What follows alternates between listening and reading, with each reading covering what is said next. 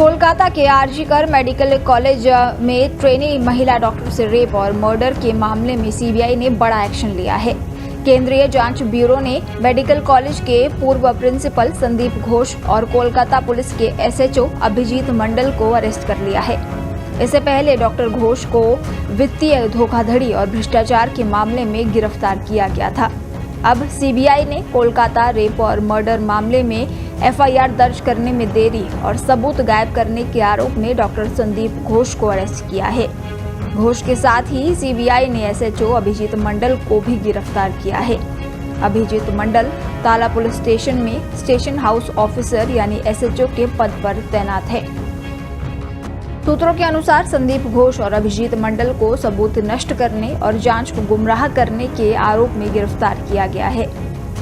आपको बता दें कि संदीप घोष को पहले केंद्रीय जांच एजेंसी ने आरजीकर कॉलेज और अस्पताल में कथित वित्तीय अनियमितताओं से संबंधित एक अलग मामले में गिरफ्तार किया था। सीबीआई ने संदीप घोष का पॉलीग्राफ टेस्ट भी कराया था। कलकत्ता हाई कोर्ट ने सीबीआई को पिछले महीने आरजीकर अस्पताल में एक ट्रेनी महिला डॉक्टर से रेप और मर्डर की जांच पर प्रगति रिपोर्ट प्रस्तुत करने के लिए 3 सप्ताह का समय दिया था।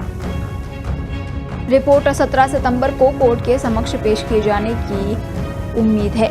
31 वर्षीय महिला डॉक्टर का शव 9 अगस्त को कोलकाता के आरजीकर मेडिकल कॉलेज और अस्पताल के सेमिनार हॉल में मिला था। पोस्टमार्टम रिपोर्ट से पता चला था कि हत्या से पहले पीड़िता के साथ क्रूरतापूर्वक रेप किया गया था। इस घटना के एक दिन बाद कोलकाता पुलिस ने आरोपी संजय रॉय को गिरफ्तार किया था। इस घटना के बाद से हजारों डॉक्टर्स और नर्सिंग स्टाफ का पीड़िता के लिए न्याय और मेडिकल स्टाफ की सुरक्षा की मांग को लेकर धरना प्रदर्शन जारी है। इसी क्रम में शनिवार को दिन में पश्चिम बंगाल की मुख्यमंत्री ममता बनर्जी ने अपने घर के बाहर प्रदर्शनकारी डॉक्टरों से मुलाकात की और गतिरोध को हल करने के लिए उनसे बातचीत में भाग लेने को कहा। ममता बनर्जी ने सॉल्ट लेक स्थित राज्य के स्वास्थ्य मुख्यालय स्वास्थ्य भवन में विरोध स्थल का भी दौरा किया। प्रदर्शनकारी डॉक्टरों को संबोधित करते हुए उन्होंने उनसे तुरंत अपनी ड्यूटी पर लौटने का आग्रह किया और स्वास्थ्य सेवाओं में सामान्य स्थिति बहाल करने की आवश्यकता पर बल दिया।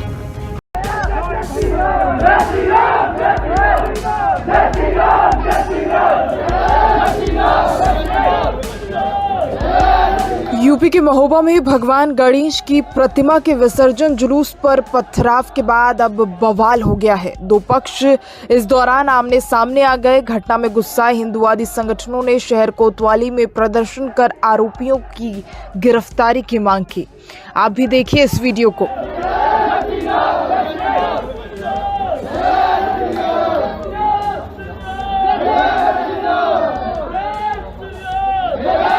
महोबा में भगवान गणेश की प्रतिमा के विसर्जन जुलूस पर पथराव हुआ। 2 पक्ष के बीच लड़ाई हुई। घटना में गुस्साए हिंदुवादी संगठनों ने कोतवाली के सामने प्रदर्शन किया और आरोपियों की गिरफ्तारी की मांग तुरंत की है। आरोप है कि प्रतिमा विसर्जन के लिए जा रहे लोगों पर महोबा के मुस्लिम बाहुल्य इलाकों में कुछ लोगों ने बाल्टियों में भरा पानी फेंका। इस पर कहासुनी के बाद कुछ लोगों ने पथराव भी कर दिया। इससे दोनों पक्षों के बीच झड़प हो गई। इसके बाद हिंदू संगठनों ने कोतवाली के बाहर जमकर प्रदर्शन किया। उन्होंने आरोपियों को तत्काल गिरफ्तार करने की मांग भी रखी। मामला शहर कोतवाली क्षेत्र के कसौरा टोरी क्षेत्र का बताया जा रहा है। मिली जानकारी के अनुसार मामले में पुलिस ने 3 लोगों को हिरासत में ले लिया है। वहीं घटना की जांच लगातार जारी है। घटना को लेकर पुलिस अलर्ट पर है। पुलिस ने प्रतिमाओं को विसर्जन के लिए भेज दिया है। बताया जाता है कि गणेश विसर्जन के लिए 2 मूर्तियां डीजे के साथ निकाली जा रही थी। इसी दौरान जलता पटाखा कच्चे मकान में गिरने से विवाद खड़ा हो गया और ये विवाद धीरे धीरे बड़े हंगामे के रूप में बदल गया।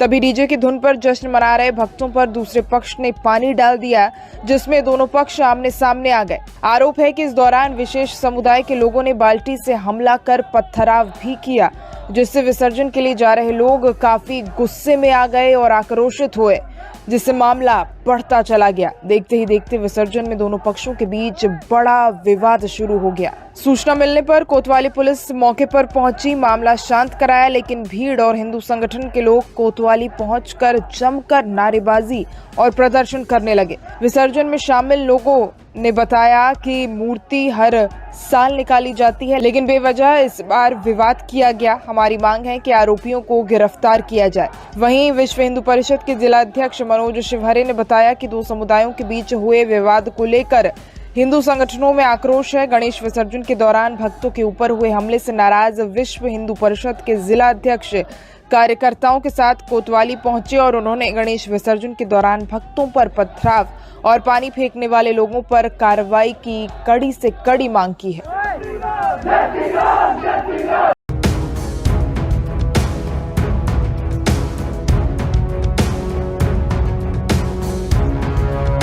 आपको किसी दिन लगे कि मेरी गर्दन से आपकी समस्या का समाधान होगा, आप घास के थाली लेकर आइएगा, अपनी गर्दन काट कर आपकी थाली में सजा देंगे।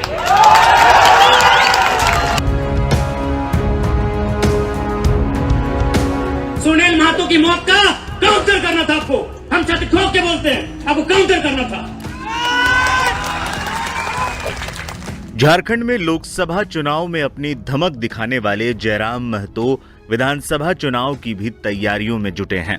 लोकसभा चुनाव में जयराम की पार्टी का कोई नेता जीत हासिल नहीं कर सका था, लेकिन इतना साफ हो गया था कि ये युवा विधानसभा में बड़ी बड़ी पार्टियों की नाक में दम करने वाला है।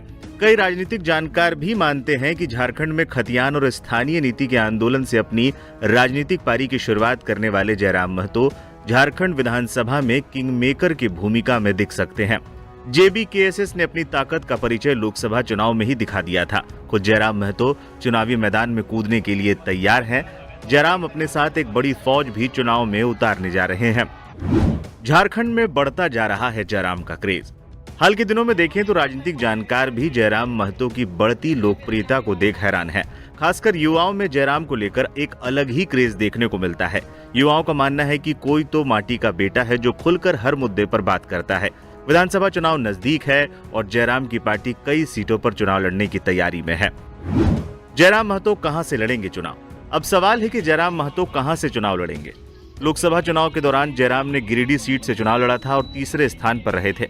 अब विधानसभा चुनाव वो कहां से लड़ेंगे, इसको लेकर जयराम ने खुद इशारा दिया है। लेकिन जयराम ने इशारों में कहा है कि एक सीट जंगल और दूसरा कोलियरी से हो सकता है। जंगल में जिन विधानसभाओं की ओर वो इशारा कर रहे थे उनमें टुंडी, गोमिया और डुमरी शामिल है। वहीं कोलियरी से इशारा बेरमो, बागमारा, मांडू और रामगढ़ से है। अब देखना है इन सीटों में से जयराम कहां से चुनाव लड़ते हैं। जयराम महतो बदल सकते हैं समीकरण।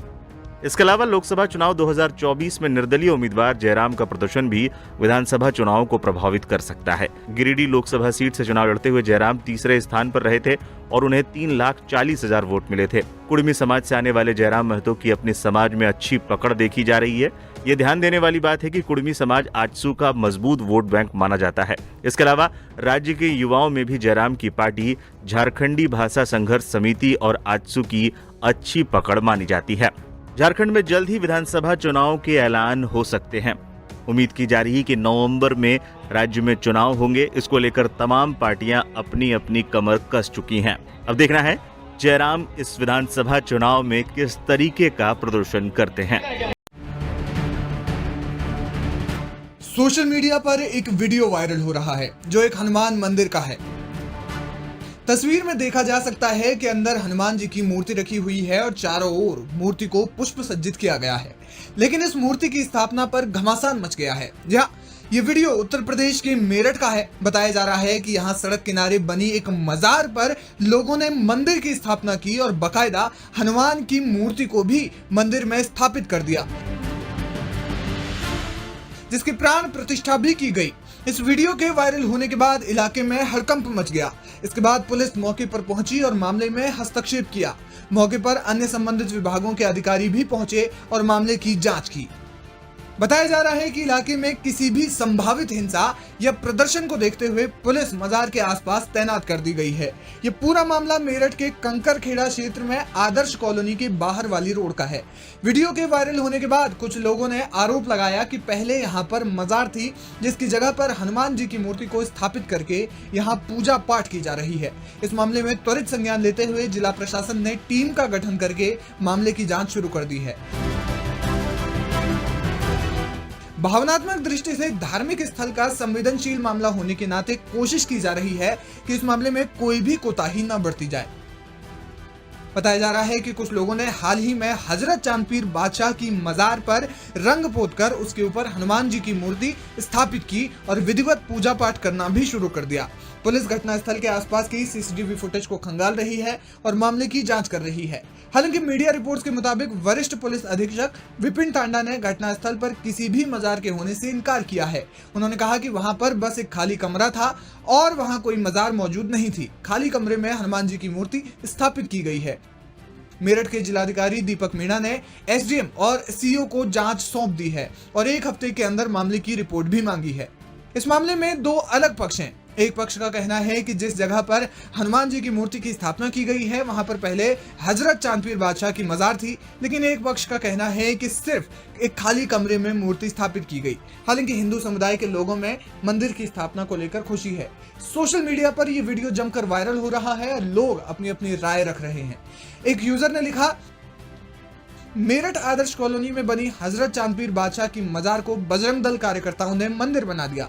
यहाँ हनुमान की मूर्ति रखी, मजार पर भगवा पेंट कर भगवा झंडा भी लगा दिया। उन्होंने कहा कि अयोध्या में राम मंदिर बन सकता है तो मेरठ में पीर पर हनुमान मंदिर भी बन सकता है। वहीं दूसरे यूजर ने लिखा कि मेरठ में कथित हिंदू संगठन के कार्यकर्ताओं ने हजरत चांदपीर बादशाह की मजार पर हनुमान जी को स्थापित कर मजार के गुंबद भगवा रंग दिए। वीडियो वायरल हुए तो डीएम ने मजार सील कर गुंबद भी ढकवा दिए।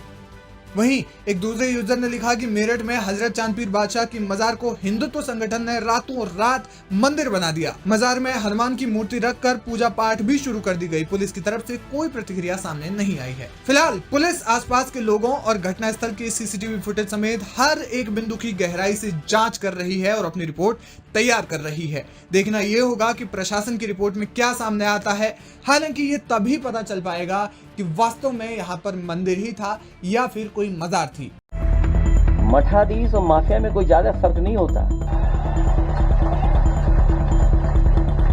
राजनीति में बयानबाजी आम है, मगर जब बयानों का सिलसिला कुछ ज्यादा ही गर्म हो जाता है तो विरोध भी जबरदस्त होता है।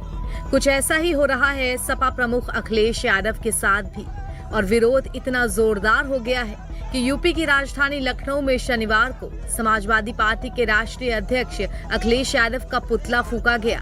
उनकी तस्वीर पर जूते चप्पलों की माला पहनाई गई। भाजपा कार्यकर्ताओं ने अखिलेश यादव के खिलाफ नारेबाजी भी की। देखिए, अभी पूर्व मुख्यमंत्री श्रीमान अखिलेश यादव जी ने बयान दिया था और उन्होंने माफिया और मठाधीश को एक कहा था।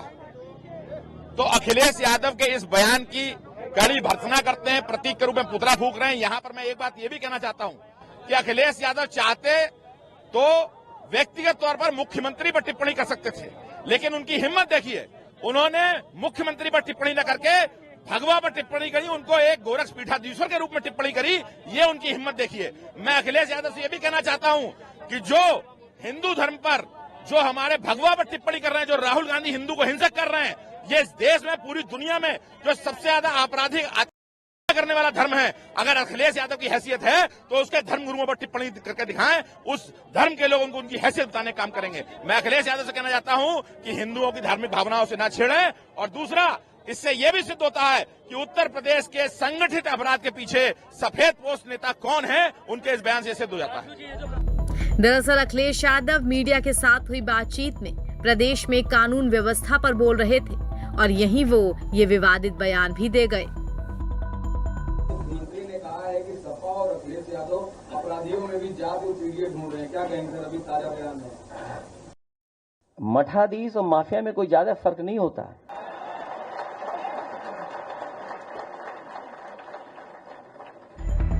अखिलेश के इस बयान के बाद लगातार आरोप लगाया जा रहा है कि वो संत और साधुओं का निरंतर अपमान करते आ रहे हैं। बीजेपी युवा मोर्चा के प्रदेश अध्यक्ष सहित दर्जनों कार्यकर्ताओं ने अखिलेश यादव के खिलाफ नारेबाजी की और पुतला फूका। बीजेपी कार्यकर्ता अखिलेश द्वारा मठ को लेकर दिए गए बयान से नाराज दिखे। कार्यकर्ताओं ने अखिलेश को हिंदू विरोधी भी बताया। वहीं अखिलेश यादव की तरफ से भी इस बयान पर लगातार सफाई दी जा रही है और आज हिंदी दिवस के अवसर पर आयोजित एक कार्यक्रम में जब उनसे पूछा गया कि उनके इस बयान का विरोध संत भी कर रहे हैं तो इस पर उन्होंने पलटवार किया। वो तो बहुत अच्छा कर रहे, उन्हें तब भी करना चाहिए था जब किसी नेता ने ये कहा था ये इनको मारो जूते चार। तब ये साधु संत कहाँ थे?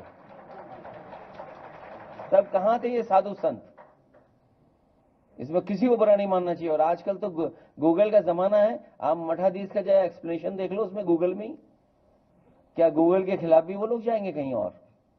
क्या गूगल का भी धरना प्रदर्शन करके पुतला फूकेंगे आप? तो जहां एक तरफ अखिलेश यादव बयान पर बयान दे रहे हैं तो दूसरी तरफ इस मुद्दे पर बीजेपी कार्यकर्ता अखिलेश को बख्शने के मूड में नजर नहीं आ रहे। उनका कहना है कि जो पार्टी खुद माफियाओं को संरक्षण देती रही है वो दूसरों पर इस तरह के गंभीर आरोप कैसे लगा सकती है। इस बयान से साफ होता है कि अखिलेश यादव हिंदू धर्म के बारे में कुछ नहीं जानते। अखिलेश यादव को मठाधीश और माफिया में अंतर नहीं पता। वो मठ मंदिर की भी मर्यादा भूल चुके हैं। मठाधीश को माफिया से जोड़ना गलत सोच की पराकाष्ठा है। खैर, अब देखते हैं दोनों तरफ से हो रही इस बयानबाजी के बीच विराम कब लगता है।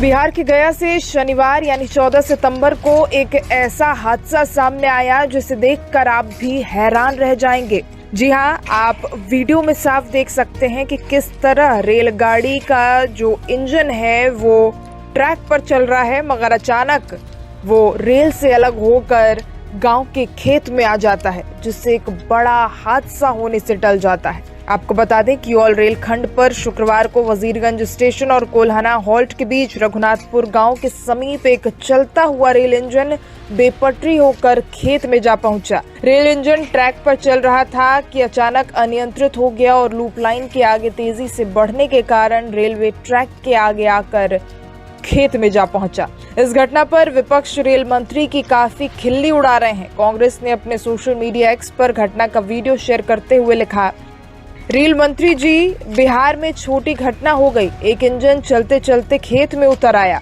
आप रील बना लीजिए। ये रहा वीडियो।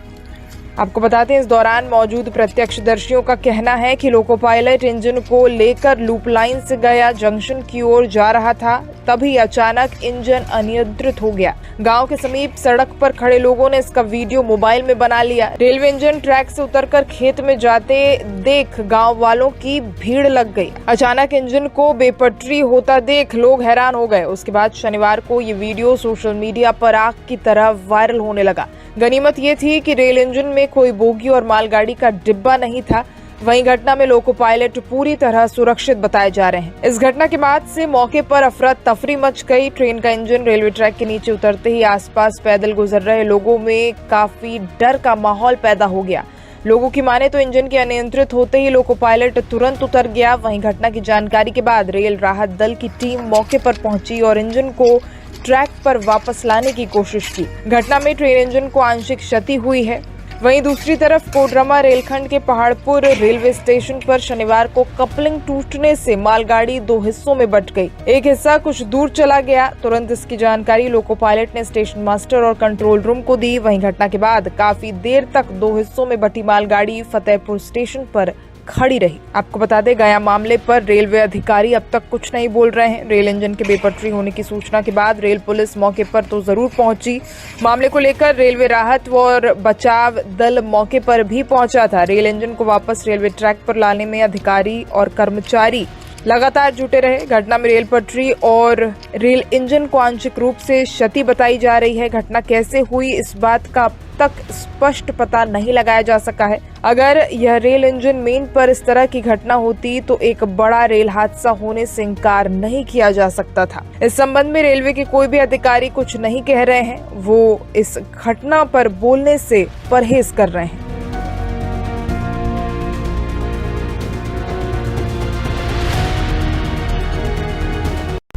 में सबसे बड़ा दलित विरोधी, ओबीसी विरोधी, आदिवासी विरोधी अगर कोई है तो वो कांग्रेस का परिवार है। नेहरू जी जब पीएम थे तो उन्होंने आरक्षण का विरोध किया था, राज्यों के मुख्यमंत्रियों को चिट्ठी लिखी थी, सबूत मौजूद है। इतना ही नहीं, नेहरू जी ने ये भी कहा था कि आरक्षण वाले नौकरी पा जाएंगे तो सरकारी सेवा की क्वालिटी खराब हो जाएगी। ये नेहरू जी के शब्द है। राजीव गांधी ने नेता विपक्ष के रूप में भी, ऑपोजिशन लीडर के नाते पार्लियामेंट में उनका भाषण है, उन्होंने आरक्षण का पुरजोश विरोध किया था। उन्होंने एक इंटरव्यू में कहा था, उन्होंने यहां तक कह दिया था, आरक्षण पाने वालों को बुद्धू तक कह दिया था ये राजीव जी ने। एससी, एसटी, ओबीसी समाज का इससे बड़ा अपमान क्या हो सकता है। राजीव जी ने भी अपनी सरकार में ओबीसी को आरक्षण नहीं मिलने दिया। साथियों, आज मैं हरियाणा की धरती से एक और विषय उठाना चाहता हूं। भारत में सबसे बड़ा दलित विरोधी, ओबीसी विरोधी, आदिवासी विरोधी अगर कोई है तो वो कांग्रेस का परिवार है।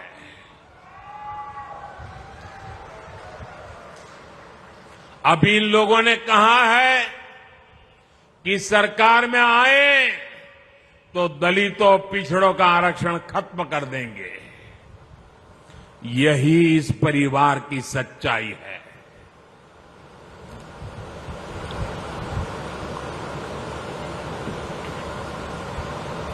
कांग्रेस का परिवार हमेशा से ही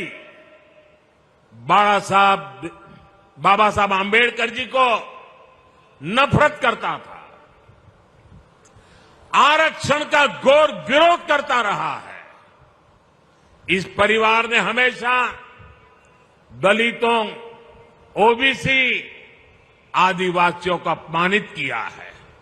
आप याद रखिए, नेहरू जी जब पीएम थे तो उन्होंने आरक्षण का विरोध किया था, राज्यों के मुख्यमंत्रियों को चिट्ठी लिखी थी, सबूत मौजूद है। और इतना ही नहीं, नेहरू जी ने यह भी कहा था कि आरक्षण वाले नौकरी पा जाएंगे तो सरकारी सेवा की क्वालिटी खराब हो जाएगी। ये नेहरू जी के शब्द है। नेहरू जी ने ओबीसी आरक्षण के लिए काका साहब कालेलकर का जो कमीशन गठित हुआ था, उसकी रिपोर्ट आई थी। ओबीसी समाज का भाग्य बदलने वाली रिपोर्ट थी, लेकिन पंडित नेहरू ने उसको भी ठंडे बस्ते में डाल दिया। नेहरू जी के बाद जब इंदिरा जी आई तो उन्होंने भी ओबीसी आरक्षण पर रोक लगा कर रखी। जब देश ने उनको सजा दी, जनता पार्टी की सरकार बनी, मोरारजी भाई के नेतृत्व में, तब मंडल आयोग बना। लेकिन फिर कांग्रेस आ गई और मंडल कमीशन की रिपोर्ट ठंडे बस्ते में डाल दी गई। इसके बाद राजीव जी ने भी अपनी सरकार में ओबीसी को आरक्षण नहीं मिलने दिया। जब केंद्र में भाजपा के समर्थन से अटल जी की सरकार बनी, तब मंडल आयोग की रिपोर्ट लागू हुई, वीपी सिंह की सरकार बनी, अटल जी के जनसंघ ने, भाजपा ने समर्थन किया था उस समय, और तब जाकर के ओबीसी समाज को आरक्षण मिला जब भाजपा का समर्थन था। और आप ये भी याद रखिए, राजीव गांधी ने नेता विपक्ष के रूप में भी, ऑपोजिशन लीडर के नाते पार्लियामेंट में उनका भाषण है, उन्होंने आरक्षण का पुरजोश विरोध किया था। उन्होंने एक इंटरव्यू में, ये शब्द उनके हैं, मैं बताता हूं, उन्होंने एक इंटरव्यू में कहा था, उन्होंने यहां तक कह दिया था, आरक्षण पाने वालों को बुद्धू तक कह दिया था ये राजीव जी ने। एससी, एसटी, ओबीसी समाज का इससे बड़ा अपमान क्या हो सकता है। अब कांग्रेस का शाही परिवार फिर आरक्षण खत्म करने पर अड़ रहा है, लेकिन मेरी बात कांग्रेस कान खोल करके सुन ले, जब तक मोदी है,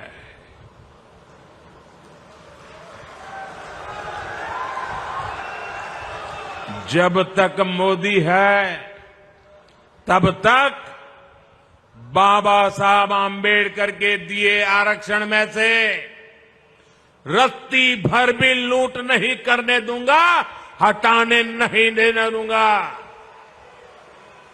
एससी, एसटी, ओबीसी का आरक्षण रहेगा, ये मोदी की भी गारंटी हो, और भविष्य में उसके लिए लड़ाई लड़ने की भी गारंटी है।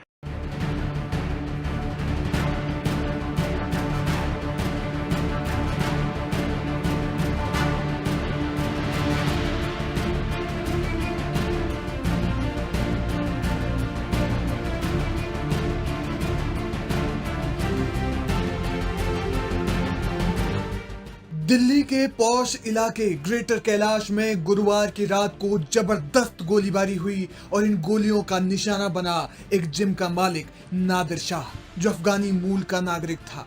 दिल्ली के सीआर पार्क में रहने वाला नादिर जैसे ही जिम से बाहर निकला, जिम के बाहर इंतजार कर रहे बदमाश ने ताबड़तोड़ 11 गोलियां बरसा दी और उसकी हत्या कर दी। इन 11 गोलियों में से 8 गोलियां नादिर शाह को लगी।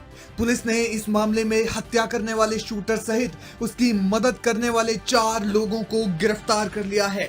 इस हत्या के सीधे तौर पर तार लॉरेंस बिश्नोई, रोहित गोदारा, हाशिम बाबा और कई कुख्यात गैंगस्टरों से जुड़े हुए हैं। ये हत्या क्यों हुई, इसकी परतें अब धीरे धीरे खुल रही है। लॉरेंस गैंग ने नादिर शाह की हत्या क्यों की, इसके पीछे की वजह है रंगदारी। जी हाँ, दरअसल नादिर शाह के बारे में जो जानकारी सामने आ रही है, उसके मुताबिक वो भी आपराधिक प्रवृत्ति का शख्स था, जिसके संबंध गैंगस्टर कुणाल छाबड़ा के साथ थे। कुणाल छाबड़ा दिल्ली में कई अवैध कॉल सेंटर चलाता था, या फिर यूं कहें कि उसकी दिल्ली के हर एक अवैध कॉल सेंटर तक उसकी पहुंच थी। कुणाल छाबड़ा इस समय दुबई में है और पुलिस ने उसके खिलाफ गैर जमानती वारंट जारी किया है। वहीं नादिर शाह के खिलाफ भी कई मुकदमे दर्ज हैं। लॉरेंस बिश्नोई गैंग ने कुणाल छाबड़ा से 5 करोड़ रुपए की रंगदारी मांगी थी और ना देने पर जान से मारने की धमकी दी थी। इसकी जानकारी जब छाबड़ा ने नादिर शाह को दी तो नादिर ने अपना रुतबा झाड़ते हुए कुणाल को साफ कह दिया था कि वो किसी को भी पैसे न दे। ये बात लॉरेंस गैंग को पसंद नहीं आई और फिर प्लान बना नादिर शाह की हत्या का। बताया जा रहा है कि जब कुणाल को धमकी दी गई तब नादिर ने लॉरेंस बिश्नोई से बात भी की थी, लेकिन लॉरेंस नहीं माना। मीडिया रिपोर्ट्स के मुताबिक इसके बाद लॉरेंस को रिमांड पर लिया गया और पुलिस ने उसे खूब टॉर्चर किया, लेकिन लॉरेंस ने पुलिस के सामने ही कह दिया कि अब वो उससे 5 नहीं बल्कि 10 करोड़ रुपए लेगा। इस पूरे हत्याकांड में हाशिम बाबा का नाम भी सामने आ रहा है। बताया जा रहा है कि नादिर शाह के रवि गंगवाल और रोहित चौधरी से भी दोस्ती थी और ये दोनों उत्तर पूर्वी दिल्ली के गैंगस्टर हाशिम बाबा के दुश्मन थे। इस हत्याकांड में कई ऐसे गैंगस्टर शामिल हैं जो विदेशों में छिपे हुए हैं। नादिर की हत्या के लिए गैंगस्टर रणदीप ने आजमगढ़ से अपने शूटर भेजे। रणदीप इस समय अमेरिका में छिपा हुआ है, वहीं हाशिम बाबा सालों से जेल में बंद है। जब नादिर की हत्या हुई तो पुलिस को शक है कि नादिर की हत्या से पहले बहुत देर तक वो शूटर बाइक पर उसका जिम के बाहर इंतजार कर रहा था और मौका देख रहा था कि कब नादिर शाह बाहर आएगा और कब उसकी हत्या की जाएगी। जैसे ही नादिर शाह बाहर आया और अपने किसी दोस्त से गाड़ी से सटकर बात कर रहा था, चेक शर्ट में एक बदमाश उसके पास से गुजरा और उस पर गोलियां बरसा दी। नादिर के बगल में खड़ा उसका दोस्त बच गया, लेकिन नादिर को 8 गोलियां लगी और जब उसे अस्पताल ले जाया गया तो कैलाश अस्पताल के डॉक्टरों ने उसे मृत घोषित कर दिया। फिलहाल पुलिस इस मामले में आगे भी पड़ताल कर रही है।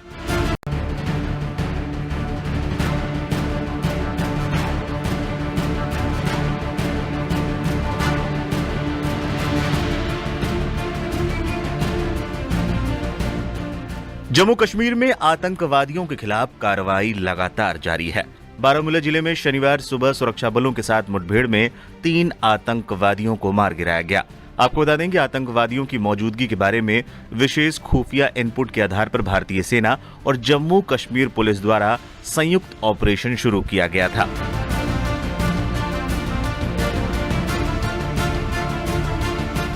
शुक्रवार देर रात उत्तरी कश्मीर जिले के पट्टन इलाके के चक टापर कीरी में गोलीबारी शुरू हुई। वहीं एक अलग मुठभेड़ में सेना की राइजिंग स्टार कोर इकाई के जवानों ने शुक्रवार को कठुआ में 2 आतंकवादियों को मार गिराया था।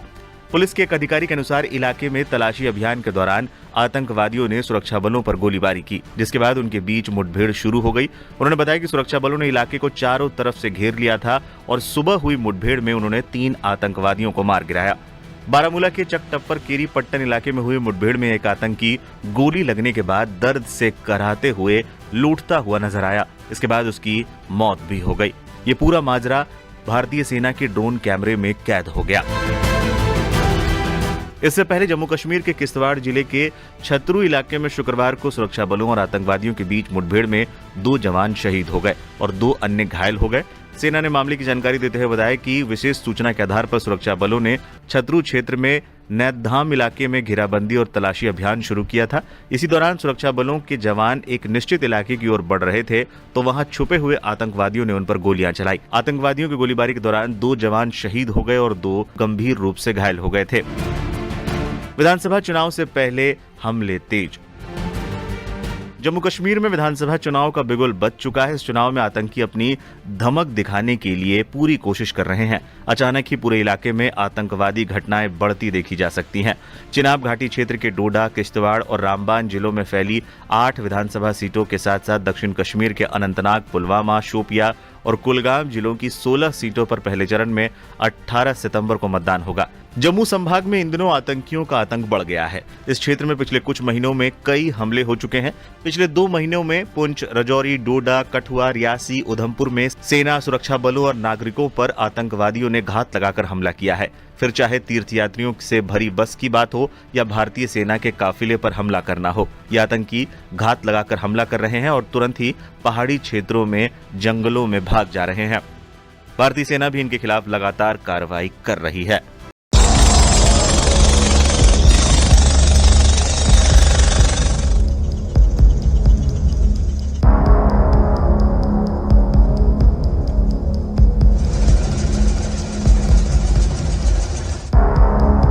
मेरे अभी इसमें परिवार के 10 लोग दबे हुए हैं। इसमें मेरी भतीजी भी आई हुई है यहाँ पर, मेरा भतीजा भी है, भांजा भी है और बहनोई साहब भी अभी यहीं दबे हुए हैं। 5 महिलाएं दबी हुई थी, 2 महिलाएं निकल गई हैं, 2 बच्चे निकल गए हैं। अभी 6 लोग दबे हुए हैं। पुलिस प्रशासन पूरा सहयोग कर रहा है हमारे साथ। पुलिस की कई टीमें लगी हुई है, सब सहयोग कर रहे हैं हमारे साथ। ये जो बिल्डिंग जो लोहिया नगर थाने में जाकिर कॉलोनी में थी, 3 मंजिला बिल्डिंग, इसकी सूचना मिली थी। उसके बाद जब पुलिस प्रशासन के लोग आए थे, तत्काल रेस्क्यू ऑपरेशन कार्य शुरू किया गया था। तो 3 लोग तो सकुशल निकाल लिए गए थे। उन्हीं से पता चला था कि 8 लोग अंदर और दबे हुए हैं। उस 8 में से 4 को निकाल लिया गया, हॉस्पिटल भेज दिया गया है। 2 और दिख रहे हैं, उनको निकाला जा रहा है। फिर शेष और दौड़ निकालने का प्रयास करेंगे हम। इसमें देखिए 14 लोगों के अराउंड लोग थे जो उनकी फैमिली और रिलेटिव्स ने बताया गया। 3 लोग जब मकान गिर रहा था और गिरा था इनिशियली उसी टाइम पे निकाल लिए गए थे, रेस्क्यू हो गए थे वो लोग। और बाकी के जो 11 लोग थे जो मलबे के नीचे थे उनमें से 5 लोगों को रेस्क्यू किया जा चुका है। टोटल 8 लोग जो रेस्क्यू हुए हैं उनमें से 3 लोगों की डेथ अभी तक हो चुकी है। बाकी लोगों का इलाज चल रहा है मेडिकल कॉलेज में। बाकी अभी प्रायोरिटी ये है कि जो 6 लोग बचे हुए हैं जो उनके रिलेटिव्स के द्वारा बताया गया है तो उनके लिए एनडीआरएफ और 2 एसडीआरएफ की सहारनपुर अमरोहा से भी टीम्स आई हुई हैं। पर्याप्त टेक्निकल फोर्स और इक्विपमेंट्स यहाँ पे डिप्लॉय किए गए हैं और जल्दी से जल्दी कोशिश है कि पहले रेस्क्यू ऑपरेशन करके और घायल या जो भी व्यक्ति उसके अंदर है उनको इलाज के लिए तत्काल भेजा जाए। सर, मरने वालों के नाम क्या क्या है? नहीं देखिए, जो अभी तक है जिनकी डेथ हुई है उनमें एक व्यक्ति हैं 40 साल के जो साजिद बताए जा रहे हैं। उनकी एक बेटी है 15 वर्ष की और एक बच्ची और है 1.5 साल की सिमरन। इनकी अभी तक डेथ डिक्लेयर की गई है। बाकी सबका इलाज चल रहा है। जो डिटेल्स है, नाम है, उसके साथ हम लोग आपसे जल्दी शेयर कर सर, यानी कि अभी 6 लोगों का रेस्क्यू और किया जाना बाकी है? हाँ, 6 लोगों का रेस्क्यू तो लगातार चल रहा है। हम लोग हैं यहाँ पे, एनडीआरएफ और पूरी पर्याप्त लोग हैं एसडीआरएफ और एनडीआरएफ के। कोशिश है कि जल्दी से जल्दी उनको रेस्क्यू कर लिया जाए क्योंकि कंजेस्टेड थोड़ी प्लेस है और रिहायशी पुराना इलाका है तो जिसकी वजह से थोड़ा सा मतलब जो मलबा है और उसको निकालने में थोड़ा टाइम लगता है। गिरने की वजह क्या सामने आई है? नहीं देखिए, प्रथम दृष्टया तो ये है कि टॉरेंशियल रेन हो रही है और जिस तरीके से मतलब है तो कुछ ना कुछ उसी की वजह से गीलेपन की और सीलन की वजह से कहीं ना कहीं ढही है। अब बाकी इसका ये रेस्क्यू ऑपरेशन हो जाए उसके बाद हम लोग पूरा ढंग से आकलन करके कि एग्जैक्टली रीजन क्या था फिर आपको बता दें। क्या यहाँ डेयरी भी चल रही थी घर के अंदर? नहीं, अभी लोगों ने बताया है, हम उसकी भी जांच कर रहे हैं। पहली हमारी प्रायोरिटी है कि रेस्क्यू ऑपरेशन हो जाए, बाकी की चीजें मैं आपको अलग से डिटेल शेयर करूँ।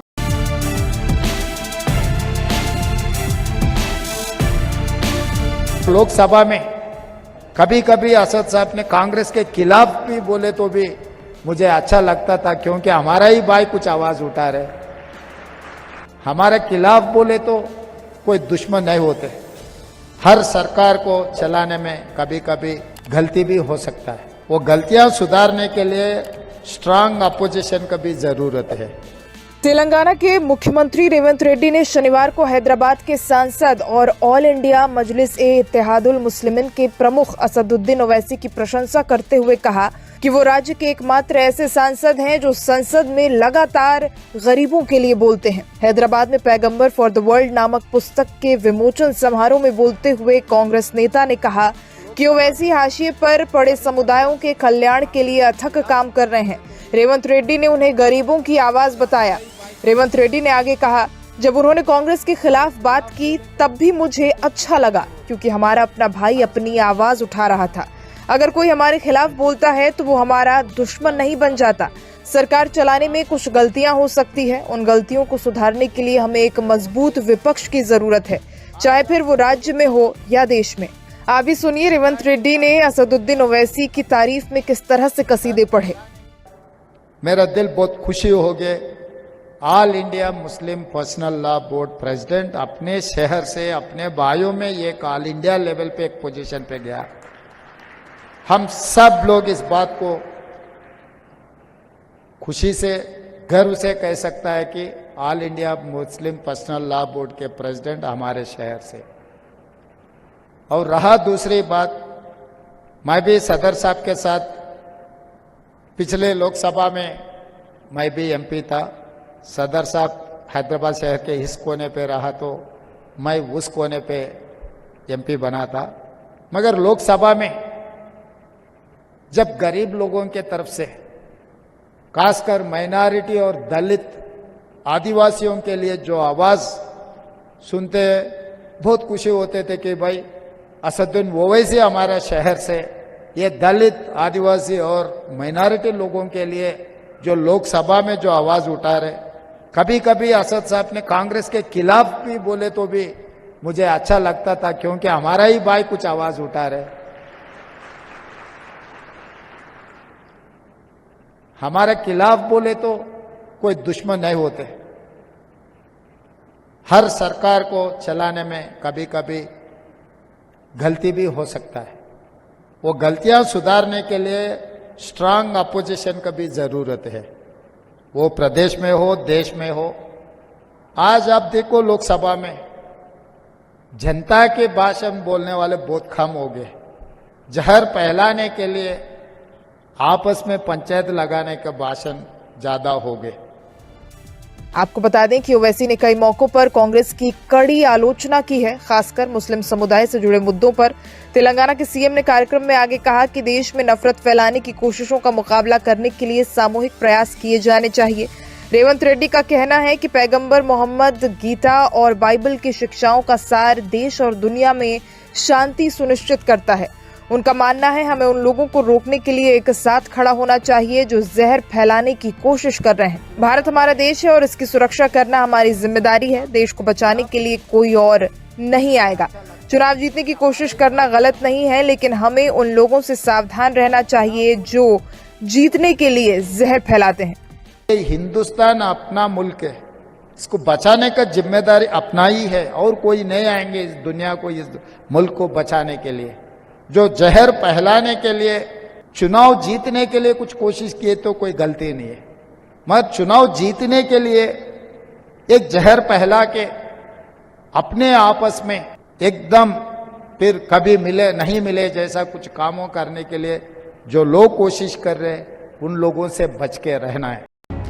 मौसम विभाग की ओर से जारी अलर्ट में बताया गया है कि डिप्रेशन कमजोर होने के बाद अगले 48 घंटों में राजस्थान के कुछ हिस्सों में हल्की बारिश होने की संभावना है। विभाग ने कोटा, भरतपुर, उदयपुर और जोधपुर संभाग में कहीं-कहीं भारी बारिश होने की संभावना जताई है। विभाग ने कोटा, भरतपुर, उदयपुर और जोधपुर संभाग में कहीं-कहीं बारिश होने की संभावना जताई है। इससे लोगों को गर्मी से कुछ राहत मिलने की उम्मीद है। मौसम विभाग ने अपने अलर्ट में बताया है कि बारिश के साथ साथ वज्रपात की भी संभावना है, इसीलिए लोगों को सावधानी बरतने की सलाह दी गई है। राजस्थान में पिछले 24 घंटों में बारिश का दौर जारी रहा, जहां पूर्वी राजस्थान के धौलपुर में सर्वाधिक 32 मिलीमीटर और पश्चिमी राजस्थान के सांचौर, जालौर में 17 मिलीमीटर बारिश दर्ज की गई। इसके अलावा राज्य में सर्वाधिक अधिकतम तापमान 38 डिग्री सेल्सियस श्रीगंगानगर में और सर्वाधिक न्यूनतम तापमान 26.6 डिग्री सेल्सियस भी श्रीगंगानगर में दर्ज किया गया। ये जानकारी मौसम विभाग द्वारा दी गई, जिससे पता चलता है कि राजस्थान में मौसम में उतार चढ़ाव जारी है। मौसम विभाग ने राजस्थान के 4 संभागों कोटा, भरतपुर, उदयपुर और जोधपुर में अगले 48 घंटों में हल्की बारिश का अलर्ट जारी किया है। डिप्रेशन कमजोर होने के बाद मौसम विभाग ने इन संभागों में कहीं-कहीं बारिश होने की संभावना जताई है, जिससे लोगों को गर्मी से कुछ राहत मिलने की उम्मीद है। सीकर में मौसम सुहाना बना हुआ है। मौसम विभाग के अनुसार डिप्रेशन के कमजोर होने से तेज और भारी बारिश से कुछ राहत मिलेगी। अगले 3 दिनों में कुछ ही जगहों पर बारिश होने के आसार हैं। गुरुवार मध्यरात्रि बाद हवाओं की दिशा बदलने से सुबह से तेज रफ्तार से पश्चिमी हवाएं चलने से मौसम सुहाना रहा। फतेहपुर में अधिकतम तापमान 24.2 डिग्री और न्यूनतम तापमान 24.2 डिग्री और सीकर में अधिकतम तापमान 32.5 डिग्री और न्यूनतम तापमान 24 डिग्री सेल्सियस दर्ज किया गया। प्रदेश में पिछले दिनों हुई लगातार बारिश के कारण तापमान में अभी कोई उछाल नहीं आया है। तापमान में आंशिक बढ़ोतरी आज और कल हो सकती है। भारी बारिश के दौर के बाद राजस्थान के विभिन्न इलाकों में हुआ जल भराव अब उतरने लगा है। बांधों में भरे पानी की अतिरिक्त निकासी के बाद अब उनके गेट बंद कर दिए गए हैं। नदी नाले में शांति है, उनमें आया उफान भी उतार पर है। राजस्थान में इस बार असामान्य बारिश हुई है। यहाँ औसत बारिश के मुकाबले करीब 62% ज्यादा बारिश दर्ज की गई। राजस्थान के 10 से ज्यादा जिलों में दोगुनी बारिश हो चुकी है। इस बार मरूधरा का कोई भी जिला ऐसा नहीं रहा जहां सामान्य से ज्यादा बारिश न हुई हो। बारिश के कारण प्रदेश के बांध और तालाब लबालब हैं। मौसम विभाग के अनुसार अभी राजस्थान में बारिश का एक और दौर चलने की संभावना है।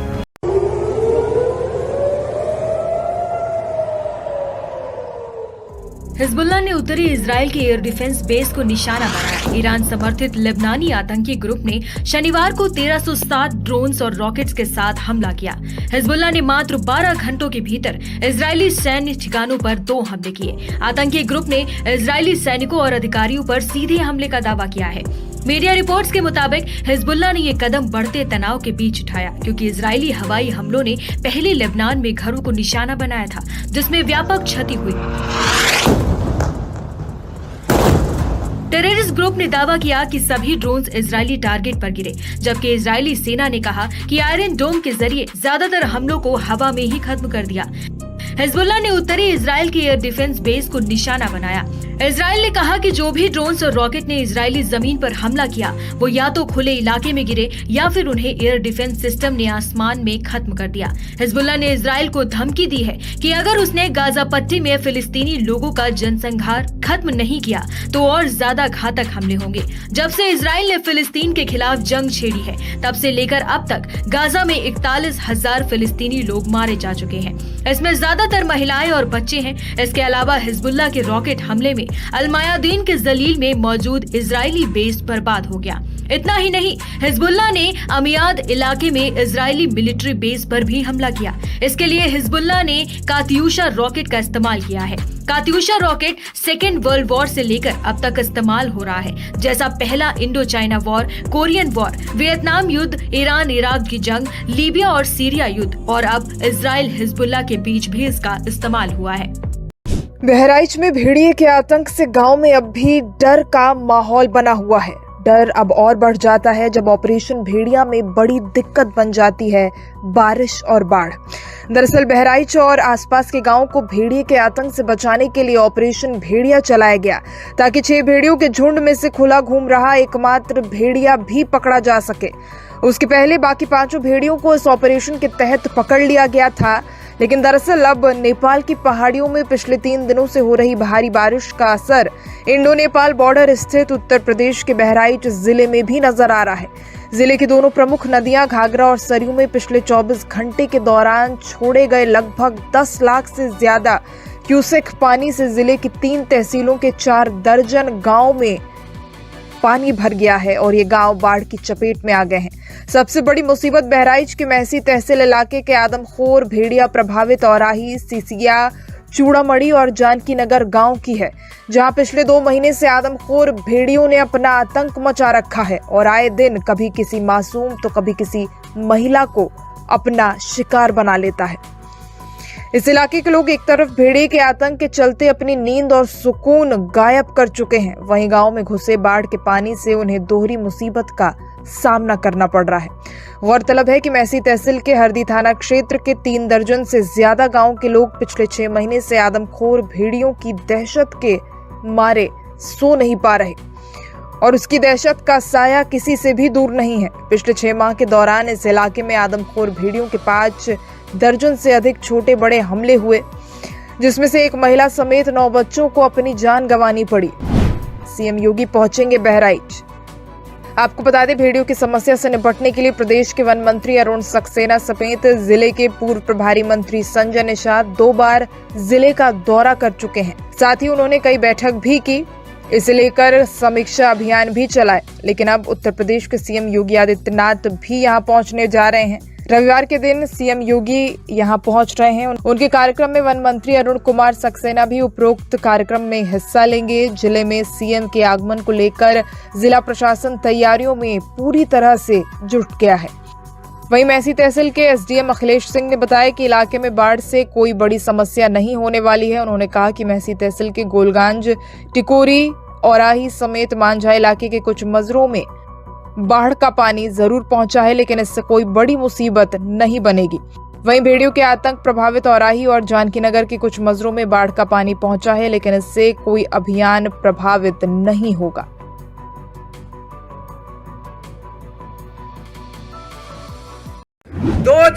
आज से 2 दिन के बाद मैं सीएम की कुर्सी से इस्तीफा देने जा रहा हूं और जब तक जनता अपना फैसला ना सुना दे कि केजरीवाल ईमानदार है, तब तक मैं सीएम की कुर्सी के ऊपर नहीं बैठूंगा। आज से कुछ महीने बाद चुनाव है, दिल्ली के चुनाव है। अगर आपको लगता है केजरीवाल ईमानदार है, मेरे पक्ष में वोट दे देना। अगर आपको लगता है केजरीवाल गुनहगार है, मेरे को वोट मत देना। आपका एक एक वोट मेरी ईमानदारी का सर्टिफिकेट होगा। अगर आप मेरे को वोट देके जिताओगे और अगर आप कहोगे कि केजरीवाल ईमानदार है, तो के बाद उसके बाद कुर्सी पे बैठूंगा, तब तक मैं सीएम की कुर्सी पे नहीं बैठूंगा। जब 14 साल के बाद भगवान राम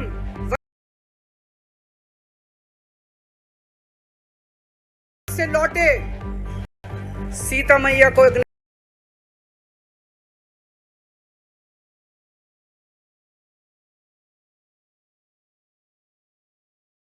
शिक्षा देनी पड़ी थी। आज मैं जेल से आया हूं, मैं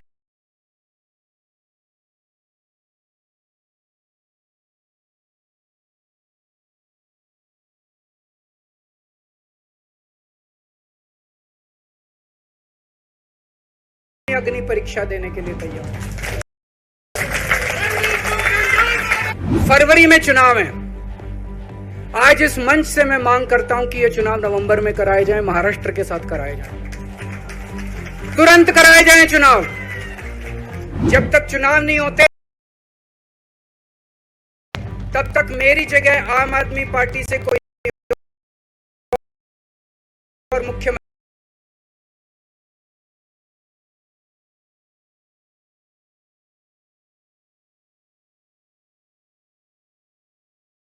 बनेगा। आज मैं आपकी अदालत में आया हूं, जनता की अदालत में आया हूं, आपसे पूछने के लिए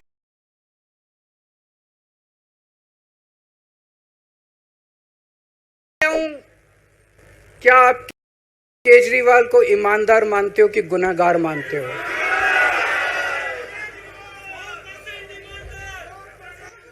मैं दिल्ली की जनता से पूछना चाहता हूं, मैं देश की जनता से पूछना चाहता हूं कि क्या केजरीवाल ईमानदार है कि गुनहगार है? दोस्तों, 2 दिन के बाद, आज से 2 दिन के बाद मैं सीएम की कुर्सी से इस्तीफा देने जा रहा हूं।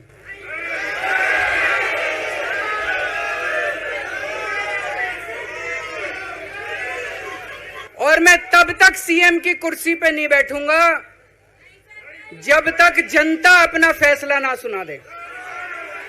मैं जनता के बीच में जाऊंगा, गली गली में जाऊंगा, घर घर में जाऊंगा, और जब तक जनता अपना फैसला ना सुना दे कि केजरीवाल ईमानदार है, तब तक मैं सीएम की कुर्सी के ऊपर नहीं बैठूंगा।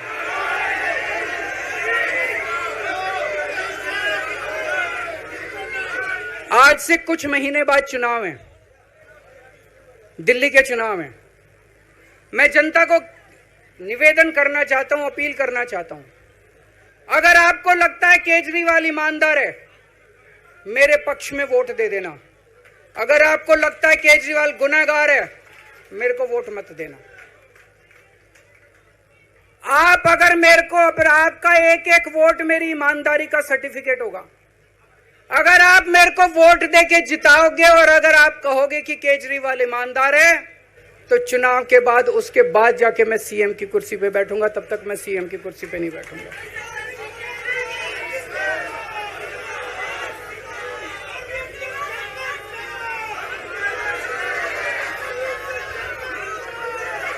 आपको लग रहा होगा अभी अभी जेल से रिहा होके आया है, ये कैसा क्यों बोल रहा है? अभी अभी जेल से रिहाई होके आया है, अब ये इस्तीफा क्यों दे रहा है? इन्होंने मेरे ऊपर आरोप लगाया है। इन्होंने आरोप लगाया है कि केजरीवाल चोर है। इन्होंने आरोप लगाया है केजरीवाल भ्रष्टाचारी है। इन्होंने आरोप लगाया है केजरीवाल ने भारत माता के साथ धोखा किया है। ये करने के लिए नहीं आया था मैं, सत्ता से पैसा और पैसे से सत्ता, इस खेल के खेलने के लिए मैं नहीं आया था। मैं देश के लिए कुछ करने के लिए आया था। जब 14 साल के बाद भगवान राम वनवास से लौटे, सीता मैया को अग्नि परीक्षा देनी पड़ी थी। आज मैं जेल से आया हूं, मैं अपनी अग्नि परीक्षा देने के लिए तैयार हूं।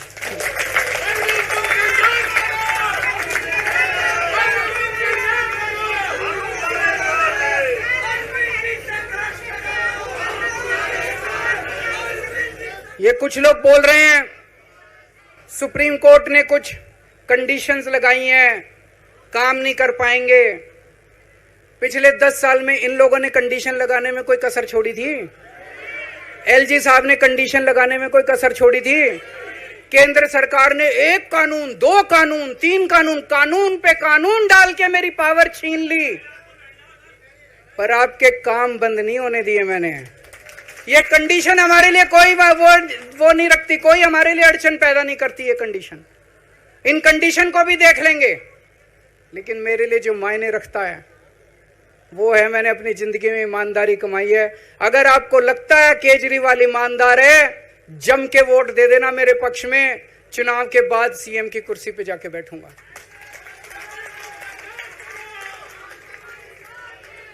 फरवरी में चुनाव है। आज इस मंच से मैं मांग करता हूं कि ये चुनाव नवंबर में कराए जाएं, महाराष्ट्र के साथ कराए जाएं, तुरंत कराए जाएं चुनाव। और जब तक आपका फैसला नहीं आएगा तब तक मैं जिम्मेदारी नहीं संभालूंगा। और मैं जब तक चुनाव नहीं होते, मैंने जैसे बताया 2 दिन के बाद मैं अपना इस्तीफा दूंगा। जब तक चुनाव नहीं होते तब तक मेरी जगह आम आदमी पार्टी से कोई और मुख्यमंत्री बनेगा। अगले 2-3 दिन के अंदर विधायक दल की मीटिंग होगी और विधायक दल की मीटिंग में अगले मुख्यमंत्री के नाम का तय किया जाएगा। मैं मनीष जी से बात कर रहा था, जो पीड़ा मेरे मन में है वो पीड़ा मनीष जी के मन में भी है। इनके लिए भी वही सब कहा गया जो मेरे लिए कहा गया है। मनीष जी का भी कहना है कि ये दिल्ली के उप मुख्यमंत्री और शिक्षा मंत्री और मंत्री का पद तभी संभालेंगे जब दिल्ली की जनता कहेगी कि मनीष सिसोदिया ईमानदार है। तो मैं और मनीष सिसोदिया, हम दोनों का फैसला आपके हाथ में है, जनता के हाथ में है। हम दोनों जनता की अदालत में जा रहे हैं, गली गली जाएंगे, जनता के बीच में जाएंगे और उनसे पूछेंगे, अगर जनता कहेगी ईमानदार है तो हम आके इसकी कुर्सी पे बैठेंगे। 2020 में आया था मैं। 2020 में मैंने कहा था, मैंने अगर काम किया हो तो मेरे को वोट देना और काम नहीं किया हो तो वोट मत देना। कहा था कि नहीं कहा था? आज मैं आपके बीच में आया हूं, मैं कह रहा हूं अगर मैं ईमानदार हूं तो वोट देना, अगर मैं बेईमान हूं तो वोट मत देना, बिल्कुल मत देना। भारत माता की, भारत माता की।